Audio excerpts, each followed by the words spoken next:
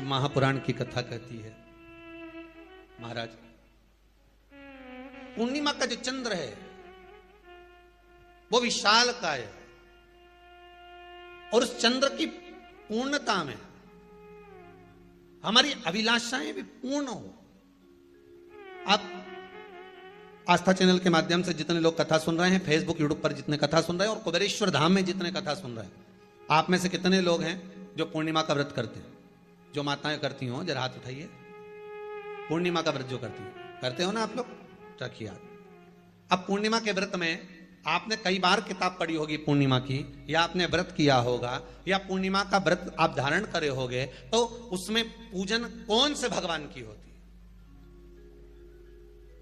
पूर्णिमा के व्रत में किस भगवान की पूजन होती है? तो कहा पूर्णिमा के व्रत में केले के खंभ लगाकर पूर्णिमा का जो अध्यापन होता है, पूर्णिमा की जो पूजन होती है, उस पूजन में शंकर और पार्वती की पूजन की जाती है,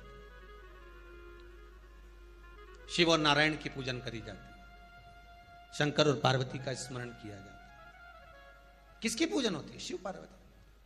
क्यों शंकर और पार्वती का पूजन क्यों करा जाता है पूर्णिमा के व्रत में? क्योंकि शिव और माता पार्वती ही केवल एक ऐसे हैं जिन्होंने अपूर्ण लक्ष्मी को भी पूर्ण बना दिया था। किसको पूर्ण बनाया है?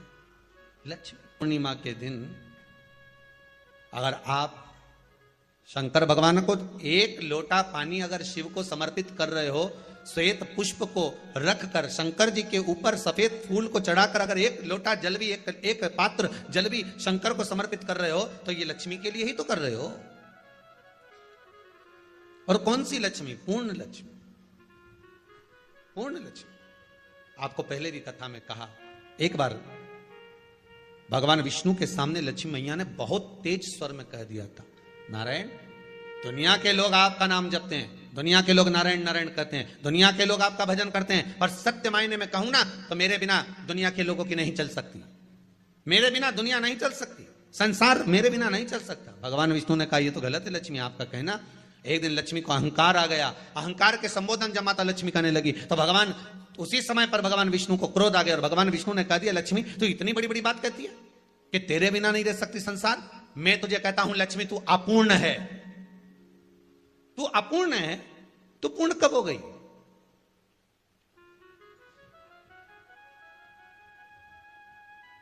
तेरी पूर्णता कहां हो गई? लक्ष्मी की आंख से आंसू बहने लगे। आज आपने मुझे अपूर्ण कहा है, आपको मालूम है आप मुझे अपूर्ण कह रहे हो? आपको ये ज्ञात हो रहा है आप मुझे अपूर्ण कह रहे हो? भगवान कहते हैं, हाँ लक्ष्मी मैंने तुझे अपूर्ण कहा है। अपूर्णता का मतलब आप जानते हो ना? भगवान कहते हैं, लक्ष्मी मैं सब जानता हूं। लक्ष्मी रोती हुई माता सरस्वती के पास पहुंच गई। सरस्वती ने पूछा, क्या बात है लक्ष्मी, क्यों रो रही हो? लक्ष्मी जी ने कहा, क्या बताऊं सखी, मेरे पति ने आज मुझे अपूर्ण कह दिया है। तो क्यों रो रही है तू? अपूर्ण अगर कह दिया, पति ने ही तो कहा है ना, तो क्यों रोना? चल मेरे साथ में। और सरस्वती मैया माता लक्ष्मी को लेकर सीधे पहुंच गई माता पार्वती के यहाँ। माता पार्वती के यहाँ जब पहुंची, माता पार्वती जी ने लक्ष्मी जी को देखा और सरस्वती को देखा तो पूछा कि बात क्या है, क्या हो गया ऐसा, क्या हुआ, क्या है ऐसा जो तुम दोनों आज मेरे पास में आई? क्या हुआ? पार्वती जी कुछ बोलती, शिव जी का ध्यान माता सरस्वती की ओर और लक्ष्मी की ओर गया और भगवान शंकर जान गए कि आज भगवान नारायण ने लक्ष्मी जी को अपूर्ण कहा है। अब देखें माता पार्वती क्या कर सकती है, इसको पूर्ण बनाने के लिए करेगी क्या? क्या हुआ? माता सरस्वती जी बोली, लक्ष्मी को अपूर्ण कह दिया। अपूर्ण कह दिया? हाँ, तो क्या सोचना उसके लिए, इसको मैं अभी पूर्ण बना देती हूं। माता जगतजननी पार्वती ने गोदी में विराजमान गणेश जी को उठाया और उठाकर लक्ष्मी जी की गोद में दे दिया। ले लक्ष्मी, आज से तू पूर्ण हो गई। लक्ष्मी आज से तू पूर्ण है। गोदी में जब तक संतान नहीं है तो नारी को लोग अपूर्ण समझते हैं, पर माता पार्वती जी ने संपूर्ण ब्रह्मांड में एक सिद्धता प्रदान कर दी कि अपने गोदी के लाल को, अपने गोदी के पुत्र को माता ने लक्ष्मी की गोद में देकर लक्ष्मी को पूर्ण बना दिया। वो दिन कौन सा था? पूर्णिमा का दिन, लक्ष्मी को पूर्ण करने का दिन, पूर्ण करने का। केवल अमृत ही नहीं बरसता, पूर्णिमा के दिन लक्ष्मी भी बरसती है। पूर्णिमा के कितने व्रत होते हैं? बोलते जाओ, जरा जल्दी जल्दी बोलो। पूर्णिमा के नारियों को, स्त्रियों को अखंड सौभाग्य के लिए, जो नारी वैधव्य नहीं होना चाहती है, उस नारी को पूर्णिमा के कितने व्रत करना चाहिए? जिस नारी के यहाँ संतान नहीं हो, औलाद नहीं हो, उसको पूर्णिमा के कितने व्रत करना चाहिए? जिस नारी का पुत्र, पति बहुत बीमारी से ग्रसित हो, लग रहा हो कि ये मेरा बेटा बहुत बड़ी बीमारी में घिरा हुआ है, तो नारी को कितने व्रत करना चाहिए? स्वयं भगवान कृष्ण ने माता यशोदा को द्वापर में भी बताया है कि पूर्णिमा के 32 व्रत होते हैं। कितने व्रत होते हैं? 32। हम भगवान कृष्ण यशोदा रानी को, माता यशोदा जी को भी बता रहे हैं 32 व्रत। अब आपको किसी ने बता दिया होगा कि 8 कर लो, 7 कर लो, 6 कर लो, 12 कर लो, इसलिए आपने बोला कि 12 कर लीजिए, 32 कर लीजिए। अरे यहां तो द्वापर की कथा भी कहती है। यशोदा जी ने एक बार भगवान कृष्ण को रोक कर कह दिया, ए कन्हैया रुको। कन्हैया बोले, बोलो मां क्या बात है? कन्हैया जरा रुकिए, इधर आओ जरा। भगवान कृष्ण आए। हाँ मां बोलिए। जगह का प्रसंग है ये, जिस समय पर राधा रानी कुरुक्षेत्र में नंद बाबा और यशोदा जी को लेकर कुरुक्षेत्र के कुंड में, ब्रह्म सरोवर में स्नान कराने के लिए लेकर जाती है, ग्रहण का समय पर। और जब भगवान कृष्ण उस कुरुक्षेत्र के उस सरोवर में स्नान करने आते हैं, तब यशोदा जी ने अपने लाला से प्रश्न किया है, पूछा है कि नारी वैधव्य होकर ना मरे, उसका पति कोई रोग से ग्रसित ना हो, उसका पुत्र किसी रोग में ना पड़े। कितना सुंदर संवाद लिखा है। अगर किसी माता का पुत्र मान लो किसी नशे में डूबा हुआ है, कोई नशा कर रहा है और गलत नशा है, आपको लग रहा है कि ये नशे में डूबा हुआ है, आपको लग रहा है कि ये गलत जगह पर डूब गया है, आपको लग रहा है कि मदिरापान में, मांसाहार में या अधिक गांजा आदि का जो भी नशे होते हैं, जितने भी नशे, उसमें डूब चुका है। और माँ उसको समझा रही है, तू नशे में मत डूब, तू इस काम को मत कर, तू ये गलत कर्म मत कर। माँ उसको समझा कर हार गई।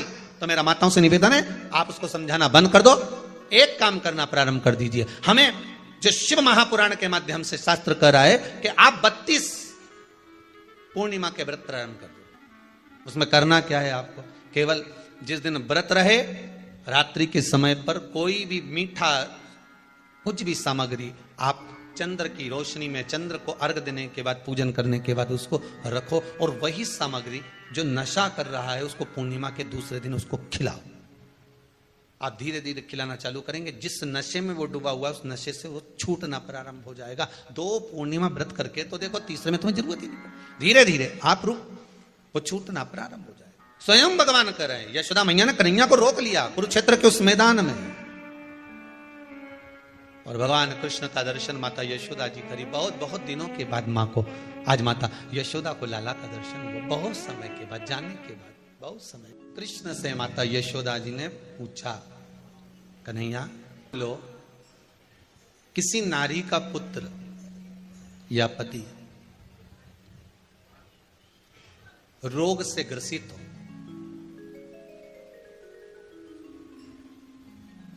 उसके पति की या पुत्र की आयु थोड़ी सी हो, तो हे कृष्ण, उस नारी को कौन सा व्रत धारण करना चाहिए या किसकी पूजन करना चाहिए?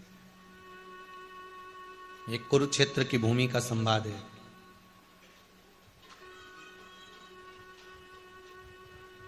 भगवान कह रहे हैं, मां, अगर नारी अपने पुत्र और अपने पति के लिए, उसकी उम्र की वृद्धि के लिए, रोग मुक्ति के लिए, विश्व के ताप को कम करने वाले चंद्रदेव की आराधना, पूर्णिमा के व्रत को धारण करती है, तो नारी उस व्रत के प्रभाव से अपने पुत्र और पति की बीमारी को, रोग को हर लेती है।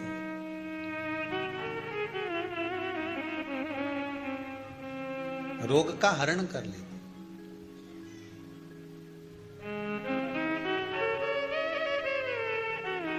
महाराज,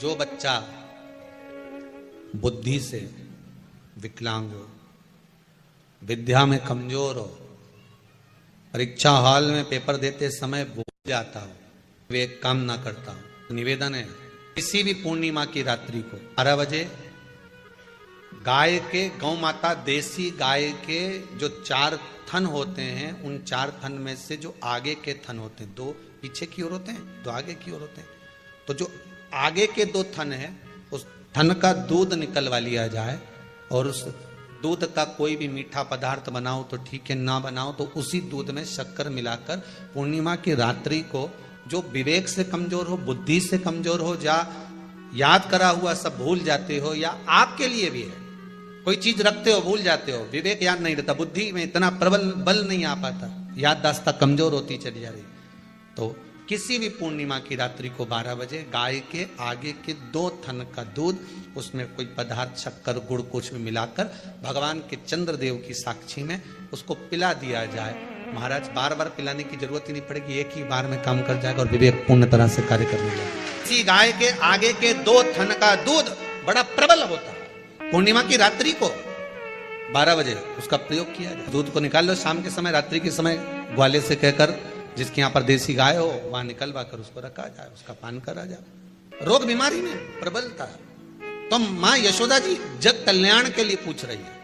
जब देवता 33 कोटि देवता उस चंद्र के इंतजार में रहते हैं कि ये चंद्र प्रबल होगा, तब जाकर ये चंद्र यहां पहुंचेगा, तब जाकर हम मंथन करेंगे, तब जाकर वो अमृत मिलेगा, और उस अमृत को देवता धारण करेंगे तो वो आनंद पा जाएंगे।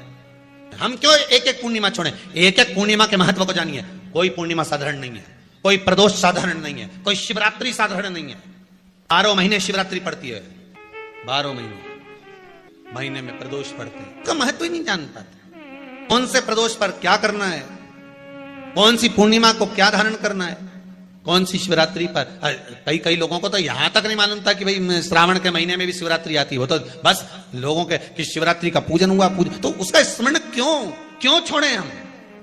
अगर ये वेद और शास्त्र ब्राह्मणों को दिए गए हैं, ये वेद और शास्त्र विद्वज्जन को दिए गए हैं, तो इसका स्मरण होना चाहिए कि हम निकाल कर जनमानस तक ये चीज पहुंचाएं कि हमें इस दिन ये पूजन करना है, उसका स्मरण होना चाहिए। भगवान कृष्ण से यशोदा जी ने पूछा तो भगवान कृष्ण ने कहा, मां, पूर्णिमा का व्रत अगर नारी 32 पूर्णिमा धारण कर लेती है तो वो नारी बेधव्य होकर नहीं जाती।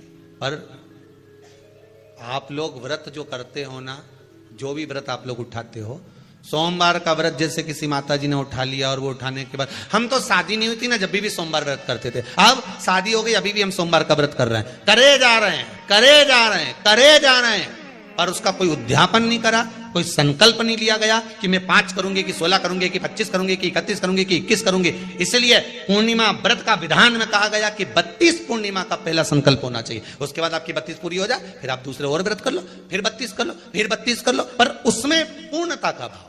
अभी तक किसी के सोमवार और गुरुवार और शुक्रवार के व्रत ही पूर्ण नहीं हुआ, अभी तक चल रहा है, अभी तक चल रहे हैं। हम तो सोमवार का व्रत करते हैं, हम तो शनिवार करते हैं, अब शनिवार करते करते 4 साल हो गए, 6 साल हो गए, 5 साल हो गए। भगवान को तो थोड़ा बहुत खिला पिला के उनको एक बार तो विश्राम दे। भगवान भी मन में सोच रहे अब तो निपटेगी तभी छोड़ेगी। कोई भी व्रत आप करो, उस व्रत का एक संकल्प, एक नियम कि मैं इतने व्रत करूंगी, ये मेरा नियम। जैसे नवरात्रि के 9 दिन मैंने करे, व्रत धारण करे, 10वें दिन उसको छोड़ दिया।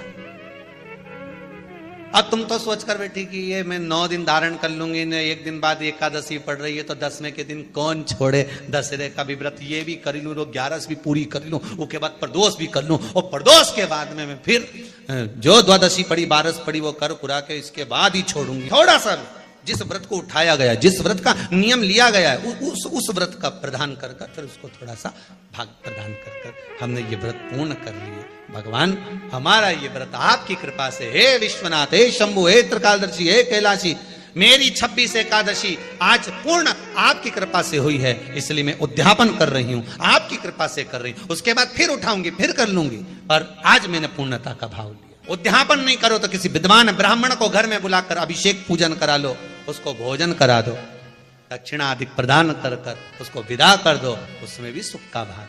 कितनी पूर्णिमा जम के बोल दो, 32 पूर्णिमा। कौन कर रहे हैं? भगवान कृष्ण। किसको कर रहे हैं? माता यशोदा को। किसने ये व्रत धारण किया? तुम्हें कुछ मालूम है किसका होता है ये व्रत? भगवान कृष्ण ने कहा ये शंकर और पार्वती का व्रत है। किसका व्रत है? शिव और पार्वती का। पूर्णिमा का व्रत शंकर और पार्वती का व्रत। तो कोई कहे कि ये तो भगवान कृष्ण का व्रत है, तो ये तो कृष्ण भगवान तो द्वापर में आए हैं, पर पूर्णिमा का व्रत तो स्वयं माता पार्वती जी ने भी धारण करा है। जिस समय पर कार्तिकेय महाराज को गंगा मैया प्रकट कर रही थी और तारकासुर का जब संहार करना था, तब माता पार्वती ने शंकर जी से पूछा था कि तारकासुर को मारने के लिए आपके पुत्र की जरूरत है, आपका पुत्र प्रकट कैसे होगा, क्योंकि आप तब साधना में लगे रहते हो। भगवान कहते हैं चिंता मत कर, तू एक काम कर, पूर्णिमा व्रत को धारण कर। मां पार्वती भी जिस व्रत को धारण करी है, तो कोई ये द्वापर का व्रत है क्या? यहां तो शास्त्र कह रहा है कि कोई भी अगर आप प्रसंग धारण कर रहे हो, कोई भी आप नियम धारण कर रहे हो, कोई भी आप व्रत धारण कर रहे हो, या आप किसी भी तरह का पुण्य भाग धारण कर रहे हो, तो उसमें जड़ की मूलता होना चाहिए। जड़ कहां? केवल पूर्णिमा का व्रत कोई केवल द्वापर का नहीं है, केवल त्रेता का नहीं, ये तो सतयुग के भी आगे का निकल चल, ना जाने कितने सतयुग, कितने त्रेता, कितने द्वापर हुए, तब से चला। नैनों में नंबर बढ़ते चले जा रहे हो, चश्मा उतर नहीं रहा हो, दूर का नहीं दिखे, कहीं किसी को पास का नहीं दिखे, रहते हैं। उसके लिए तुलसी की जो डंडी होती है, तुलसी जैसे बेलपत्र की जो ये डंडी है, ऐसे तुलसी का जो पत्ता होता है, उस पत्ते की जो डंडी होती है, उस डंडी को चंद्रमा को देखा जाता है।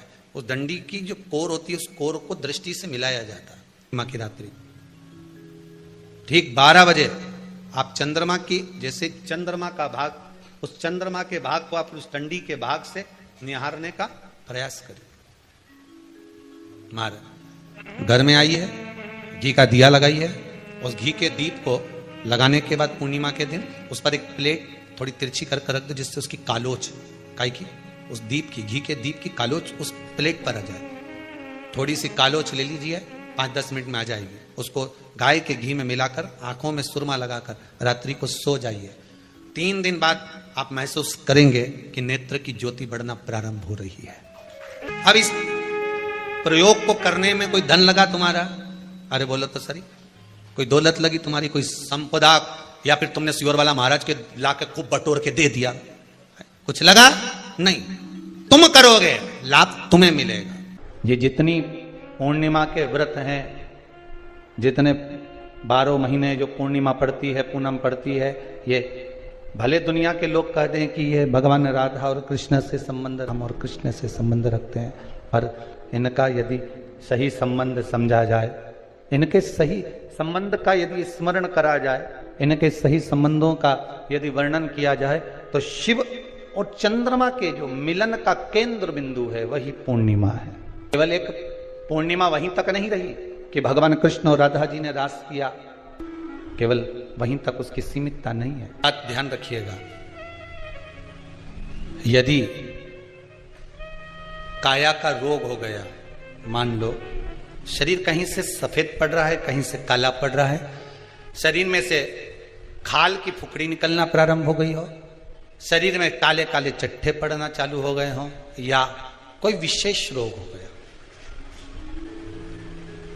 कोई विशेष में रोग है, बीमारी है, काया बेकार हो रही है, तो सीधी सीधी बात शिव महापुराण की कथा कहती है, सुंदर आनंद में श्रवण कर कर आप अपने जीवन को, ये पूर्णिमा शिव महापुराण की कथा कहती आ रही है।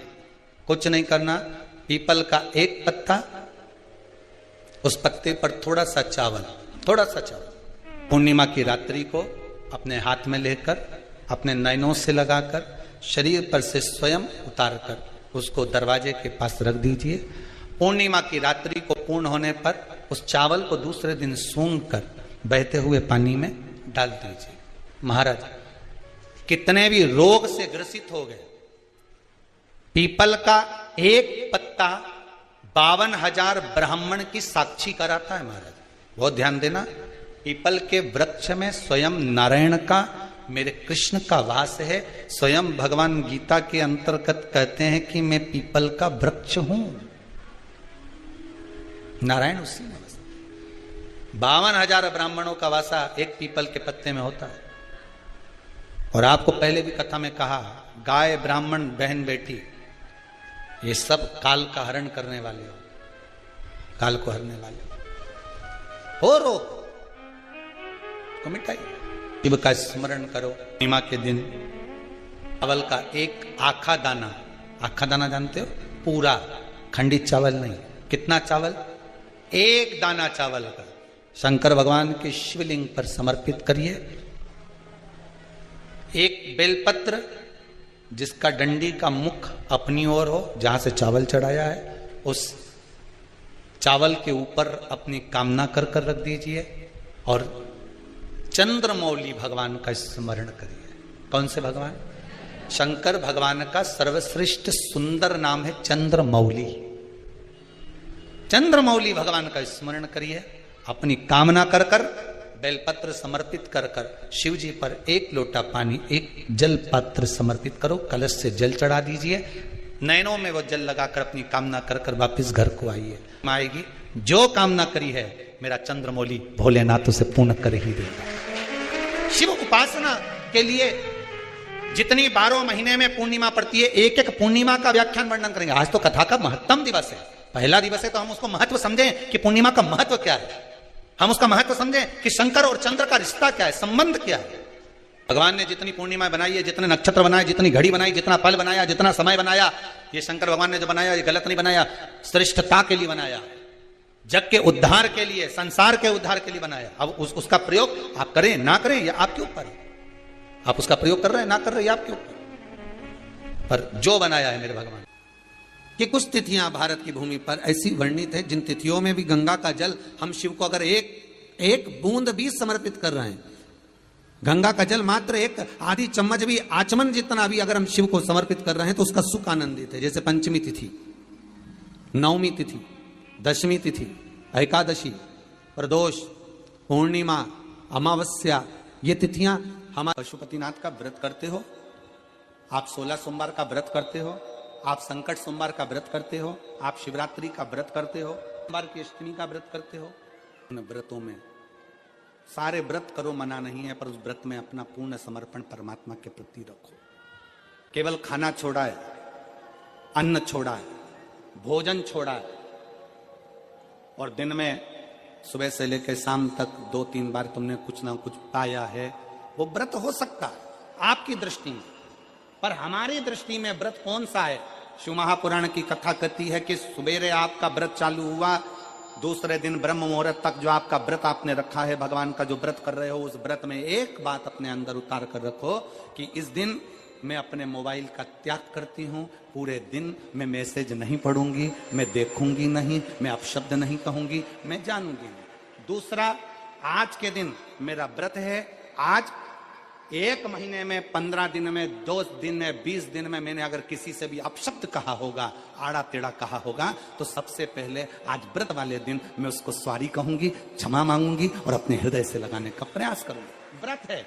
व्रत का तीसरा अंश, आज मेरा व्रत है, मैं आज के दिन किसी को भी अपशब्द नहीं बोलूंगी, किसी के लिए आड़ा टेढ़ा नहीं बोलूंगा, आज जितना बन सकेगा मैं सात्विक जीवन जीऊंगा। चौथा, आज मेरा व्रत है, आज के दिन मैं झूठ नहीं बोलूंगी, ना झूठ बोलूंगा सुबह से लेकर शाम तक। और 5वां, आज व्रत वाला दिन है, जितना फलार मैं करूंगी उसका पैसा जोड़ूंगी कि 15 रुपए का मैंने साबुदाना खाया, 10 रुपए का बटाटा खाया, ये खाया वो खाया, सारा हिसाब लगाकर 55, 60, 70 रुपए जितने होते हैं उसमें से एक अंश निकालकर मैं उसका एक भाग किसी गौशाला में जाकर गाय को चारा जरूर दूंगी।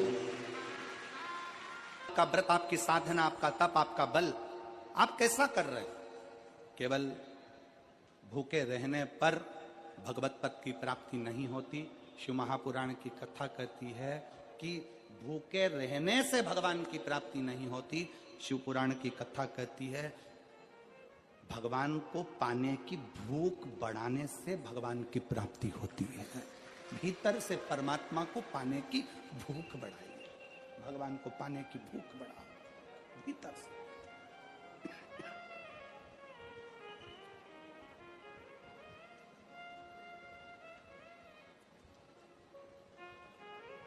व्रत करो मना नहीं, तप करो मना नहीं, साधना करो मना नहीं, पर उस तप साधना में व्रत में परमात्मा को पाने की ललकता हो आपके भीतर, भगवान को पाने की ललकता हो आपके भीतर, भगवत पद को पाने की ललकता हो आपके भीतर, तो भगवान है।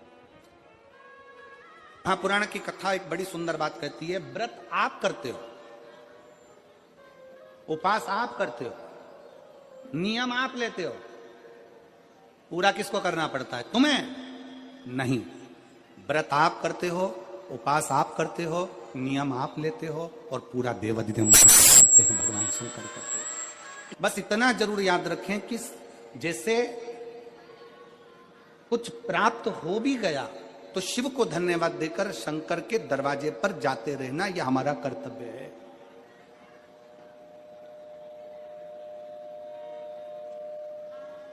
एक बहन जी ने पत्र लिखा था कल। उस पत्र में बहन जी ने लिखा कि शिव महापुराण तप का मतलब क्या होता? चलिए उपास का मतलब बताओ। खाना छोड़ देना व्रत नहीं है, दूसरे का धन छुड़ाकर खाना छोड़ देना व्रत है। शिक्षा दे देना, किसी को चिकित्सा की जरूरत है उसकी चिकित्सा में थोड़ा सा धन लगा देना, कोई रोते हुए